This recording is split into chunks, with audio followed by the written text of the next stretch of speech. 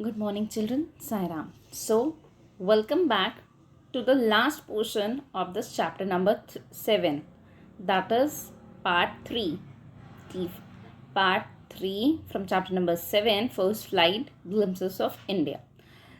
That is Tea from Assam, which is written by Arup Kumar Datta. I repeat, Tea from Assam, part 3, which is written by Arup Kumar Datta. Arup Kumar Datta. So, getting back with the last class, if we acknowledge the conversation in the last class, so do you remember the last lines with which I ended the class? In the last lines of the last class, I addressed you with for a beverage party, isn't it? When we discussed about the first part as well as the first chapter, that is Bakers from Goa. That part dealt with baking and confectionery, right? Second part introduced the importance of coffee as well as the significance of coffee in our lives, the Coorg. And now this part is going to enclose the wonderful and the most highly rated beverage of our country, India, that is tea. Do you all know that what is our national beverage? Yes, tea is the national beverage of our country. So let's have a look, or let's do one thing. Let's directly move to Assam, where we can meet Rajbir as well as Pranjal. Let's move to Assam. Okay, so let's move to the beautiful valley of tea plantations. Yes, children. Now, when we are actually going to enjoy this small trip, or you can say small excursion of Assam, so let's start up with the portions of the textbook. Now, Pranjal, a youngster from Assam, is Rajveer's classmate at school in Delhi. Pranjal's father is the manager of a tea garden in Upper Assam, and Pranjal has invited Rajveer to visit his home during the summer vacations. So, children, isn't it very interesting idea of inviting friends at your home during the vacations?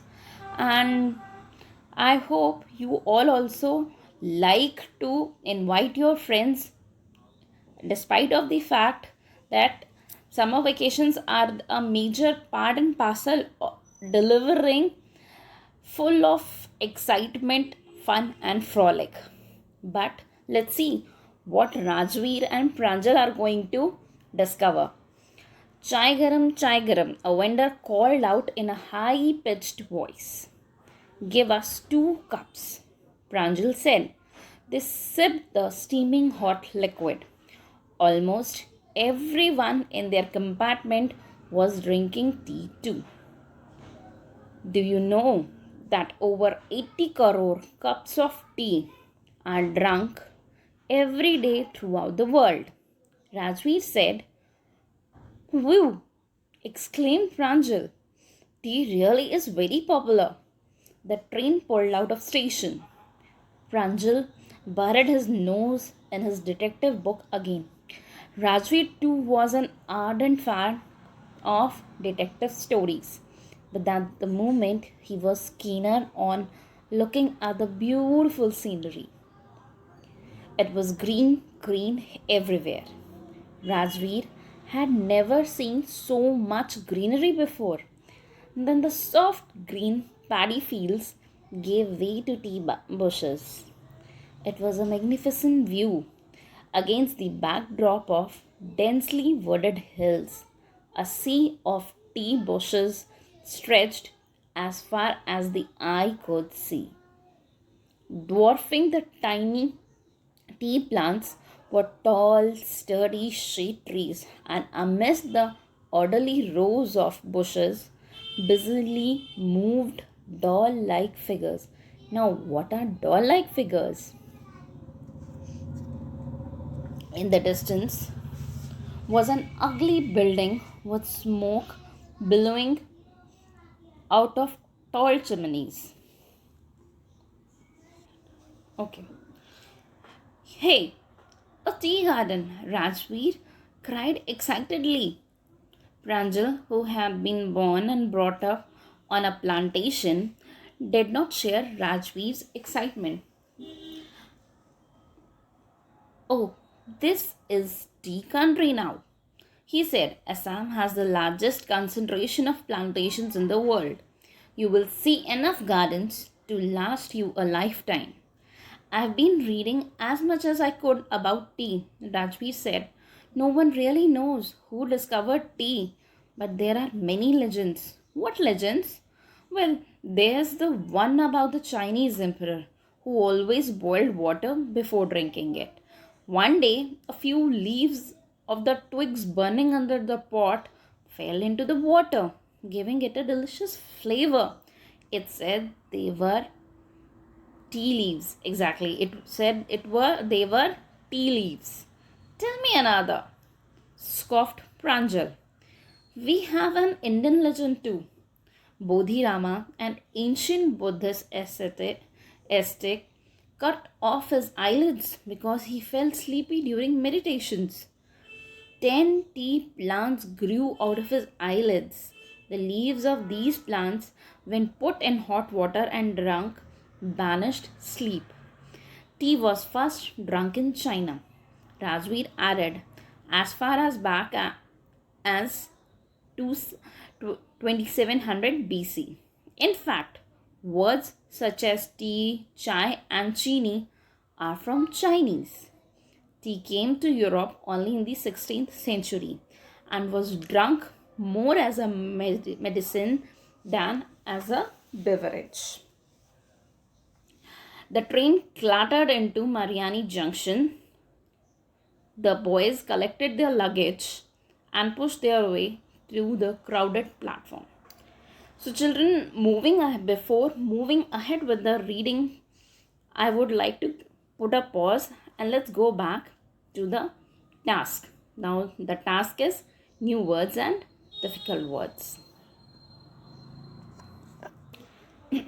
So, children, now let's get acknowledged as well as conversant with the new words and their meanings which we have dealt up till now. That is, up till the 2 pages of chapter number 3. Scenery, natural beauty that you see around you in the country. Vendor, a person who sells something. High pitched, very high sound. Compartment, one of the separate sections into which some larger parts of a train are divided. Clattered, continuous rattling sound as of hard objects falling or striking. Bodhidharma was a semi-legendary Buddhist monk of 5th and 6th century in Japan, and he is known as Daruma over there. Trailer load. It is a Jamaican phrase similar to plenty of or lot of. Clattered, continuous rattling sound as of hard objects falling or striking each other. Pruned, to cut off branches or parts of branches of a tree or bush in order to give it a better shape. In short, you can also say sort of trimming. So, children, getting back to the main course, that is, getting back to the lines of the story. Now, yes, I'll be getting back to the main line again. In the distance was an ugly building with smoke billowing out of tall chimneys. Hey, a tea garden, Rajveer cried excitedly. Now, Pranjal, who had been born and brought up on a plantation, did not share Rajveer's excitement. Oh, this is a tea country now, he said. Assam has the largest concentration of plantations in the world. You will see enough gardens to last you a lifetime. I have been reading as much as I could about tea, Rajveer said. No one really knows who discovered tea, but there are many legends. What legends? Now, till here, what has happened? Both Rajveer and Pranjal, who are friends, they have actually moved forward in their trip. When Rajveer was invited by Pranjal in order to have a look on the plantations or tea gardens. So both moved together. Now, Rajveer is very excited and enthusiastic to see the tea gardens, but it is very obvious and it is a human nature, basic human nature, when you are born and brought up in some place which the other has not visited ever in life.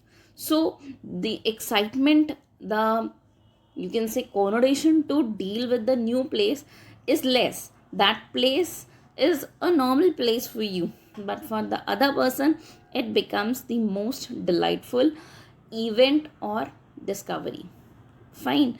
Now, far more, now they are discussing about what mythological or what mythical legends are there, what, you can say, historical beliefs are there about tea, or as in who discovered tea first. So let's see what are the legends. Well, there is the one about Chinese emperor who always boiled water before drinking. Now, the first legend was that Chinese emperor boiled water before drinking. He used to drink boiled water, and suddenly it was natural. Nobody actually added the leaves into the boiling water. Somehow the twigs and the leaves fell into the boiling water and gave it a delicious aroma as well as flavor. So what happened? The boiling water, which hence converted into tea, gave an aromatic taste to the boiling water, and hence the Chinese emperor, actually loved the flavor of the tea. Now, next legend. Tell me another, scoffed Pranjal. Now, it was about the Indian legend, that is Bodhidharma, called as Daruma in Japan, an ancient Buddhist. It is actually assumed that he cut off his eyelids because he could not concentrate, he could not meditate properly in order to in order to attain spiritual life. Actually, Buddhist monks are, and any monk, they have a tendency to spiritual life. They have a inclination towards spiritual life. So what happened with this monk also? So what happened? This Buddhist monk Daruma did what? He cut off his eyelids, and it is assumed that when he actually cut his eyelids off, how many leaves grew into which leaves tea leaves grew out of his eyelids, and hence the if somebody drinks tea, the sleep gets banished. So you might have heard people often say, your family members may have introduced you with thought, or you might have heard people saying that of this genuine fact of your family members repeating this again and again, that if you want to if you do not want to sleep at night, and if you are studying at night, take tea, you will not feel sleepy. But I don't know whether you actually, how many of you really trust upon this fact. So let's move ahead. Okay, tea was first drunk in China, Rajveer added, as far as back to 2700 BC. Now, in fact, such words like tea, chai, chini, all are from Chinese. You might have heard when we talk about China, it's basically called off in rough language, chini. Okay, we call them as chini. We call them as chini, and chini means something originated from China. Okay, tea came into Europe in 16th century. Now, this was the congregation of legends. Now, what happened? Hopefully, these boys have reached their destination. Okay, the train clattered into Mariani Junction. The boys collected their luggage and pushed their way to the crowded platform. Pranjal's parents were waiting for them. Soon they were driving towards Deki Bari, the tea garden managed by Pranjal's father. An hour later, the car veered sharply off the main road. They crossed a bridge and entered the Dekhi Badi tea estate. On both sides of the gravel road were acre upon acre of tea bushes, all neatly pruned to the same height. What is the meaning of pruned? That is trimmed, arranged, systematically cut, or you can say trimmed. Groups of tea pluckers with bamboo baskets on their backs, wearing plastic aprons, were plucking the newly sprouted leaves. Pranjal's father slowed down to allow a tractor pulling a trailer load of tea leaves to pass. This is the second flush or sprouting period, isn't it, Mr. Barua? Rajveer asked. It lasts from May to July and yields the best tea. You seem to have done your homework before coming, Pranjal's father said in surprise. Yes, Mr. Barua, Rajveer admitted, but I hope to learn much more while I'm here. So, this is the small trip of Rajveer and Pranjal in Assam. So let's sum up what we have actually read and understood. Okay, tea from Assam, Rajveer and Pranjal on way to Assam. Rajveer and Pranjal were traveling to Assam. A tea vendor called Chai Garam, and these are the opening lines of the story. They took tea and sipped it. Generally, when you actually plan a journey or a trip via train, the basic beverage or basic liquid to be consumed is generally tea or coffee only. Fine. So now what they discussed is that they took tea and that tea is the most rated beverage, most highly rated and liked. They actually discussed that around 800 crore cups of teas are drunk every day throughout the world. Now, tea garden scene. Rajveer looked at the beautiful scenery outside. Pranjal kept reading his book. There was greenery outside. Soon the soft green paddy fields gave way to the tea bushes.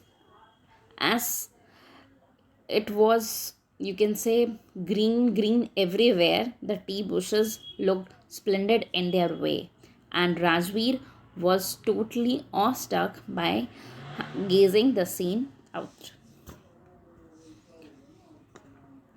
Now, tea and China. Rajveer told Pranjal that tea was first drunk in China. It was far back to 2700 BC. Words like chai, chini, Chinese, words like chai and chini are Chinese. Tea came to Europe around in the 16th century, and it was more drunk as a medicine than as a beverage. Reaching the destination. Okay. Both of them dropped at the Mariani Junction. They were driven to Dekhibadi tea estate. On both the sides of the road, there were acres of tea bushes. There were ample tea bushes everywhere. And Rajveer was totally happy, excited, enthusiastic to enjoy, to have a trip amongst those bushes. Now, Rajveer's knowledge about tea plantations. Pranjal's father received them on the station. They had come in the sprouting season. Now, what is the sprouting season? Where the tea leaves were on its peak to be plucked, pruned, and ready to cut and sell off. It lasted from May to July. It gave out the best tea. Rajveer actually gave, or you can say, shared this set of information with Pranjal's father, and Pranjal's father appreciated him. He told that he knew many things about tea plantations and that was really very good. Rajveer told him that he would learn more about them there. Rajveer was Rajveer was a total metropolitan city boy, and to have a place which was abundant with lush green beauty was a pleasure for him. Was actually a pleasure for him, isn't it, children? When we are living in a suffocated, polluted city, we all will love to move to a place where life breathes in, isn't it? Life breathes in means everyone loves greenery, river, fresh water. Who does not like? And a small question to you: do you like polluted rivers, or do you will you love to stay near a place which is actually stagnant with all kind of dump and junkyard? This is a big no, right? Isn't it? There's a big no for it. So that is the reason Rajveer was very glad to visit such a place. So children, for now that's it, and by this part 3, this chapter number 7 has actually winded, and we have wound up this chapter. And children, apart from that, I hope you enjoyed the trip with the bakery, with the tea and the coffee. Hope you've understood this chapter. Thank you, and Saira.